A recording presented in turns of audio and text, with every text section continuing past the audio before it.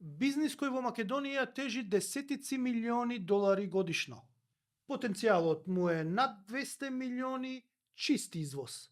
Во светски рамки тежи од 20 до 30 милиарди долари со годишен раст од 20 до 30%.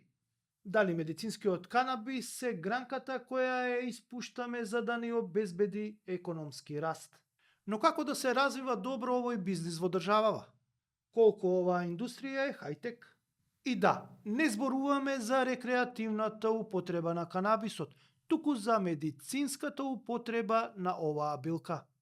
Дали знаете дека постои македонски бренд кој е брендиран со името на железниот Мајк Тајсон?